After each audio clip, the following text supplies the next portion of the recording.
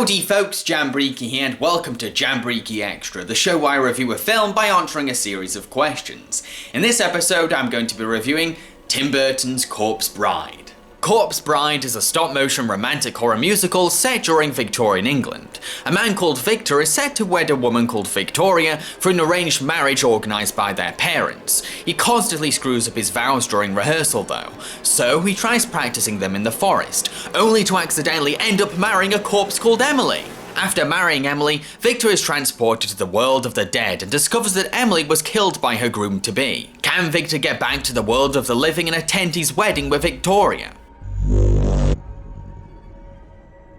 The idea of a love triangle between two living people and a corpse does give a unique twist to traditional movie romances, in a quirky and macabre way. I will admit that I rooted for Victor to be with Emily more than Victoria. Yes, their relationship is founded on a misunderstanding, Emily comes across as delusional and desperate, plus Victor clearly feels uncomfortable being with someone dead. But as the film goes along, Victor and Emily share some sweet moments and believable chemistry together. They don't spend enough time together to justify a potential wedding, but they did make me want to see their relationship go somewhere. There's some spark and sentiment between them.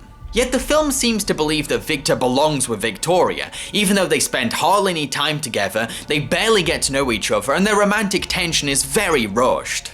Their relationship is way too forced and lacks the spark Victor has with Emily.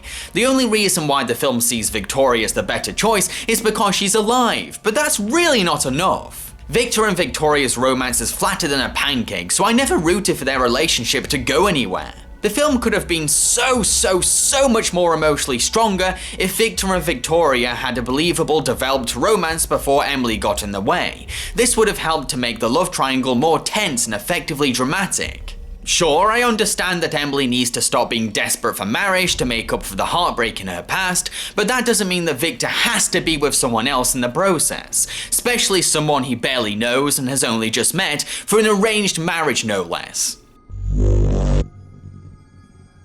The afterlife has been portrayed in many different ways in cinema, and I really like the world of the dead in this film. While the land of the living is mundane, grey and depressing, the world of the dead is quirky and colourful. It's a wonderful contrast that helps paint death as something joyful. Heck, when someone dies in this film, they actually feel happier in the land of the dead. There's something uplifting about the idea of death being warm and fuzzy. To me, Emily is the heart of the film. Her tragic past influences everything about her, from the decisions she makes to her whole attitude about being a corpse. She really is a very poignant character. She continues to feel the pain of a broken heart despite being dead, and you can see her sadness in her eyes. How emotionally wrenching is that? At the same time, she has a wonderful sense of humour, a talent for piano playing, and there's a fun, crazy side to her. She's a likeable, sympathetic, and powerful presence in the film. Roses for eternal love. Lilies for sweetness. Baby's breath.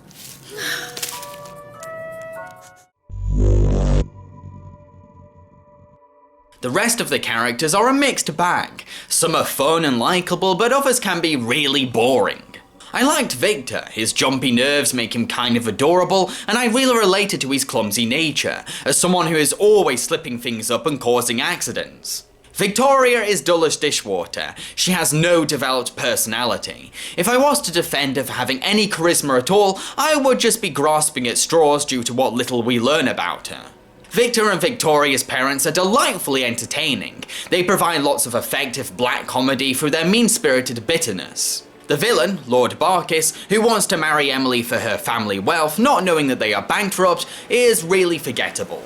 There's nothing discreet or clever about his manipulation skills. Heck, you can tell he's the villain soon as we see him. He's also pretty stupid for not researching Emily's family to find out how much wealth they really do have. Plus, his motivation for money is bland, cliché, and unoriginal because it's nothing new or interesting for an antagonist's goal.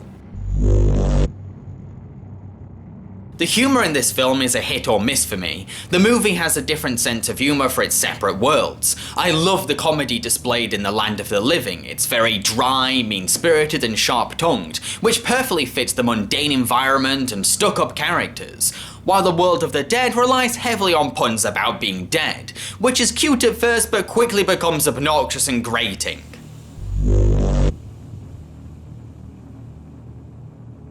Even after a decade since The Nightmare Before Christmas, Danny Elfman proves that he can still write catchy, clever and fun songs, with help from the film's co-writer John August respectively. I really like the musical numbers in this film. There's a contagious rhythm to them, and a lot of hard work has been put into each song's lyrics. There's so much personality, beauty and energy to the music and words of these songs. I think my favourite song has to be Remains of the Day, a bouncy and jazzy number performed by Danny Elfman himself. It vividly captures the energy of the world of the dead while providing exposition on Emily's life in a fun, exciting way. So they conjured up a plan to meet late at night. It turned out a soul kept the whole thing tight. Now her mother's wedding dress fit like a glove. You don't need much when you're really in love, except for a few things, or so I'm told, like the family jewels and a satchel of gold. Then next to the graveyard by the old oak tree, on a dark foggy night at 2:45, she was ready to go,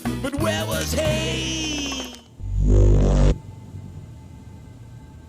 I love the visuals for this film. It's a wonderful mix of strange and beautiful. The character designs are charmingly quirky and amusingly exaggerated, the Gothic backdrops are breathtakingly eerie, and there's so many gorgeous shots. Seriously, the cinematography in this film is jaw-dropping. There's plenty of imagery from this film that has stayed in my mind ever since I first saw it 10 years ago.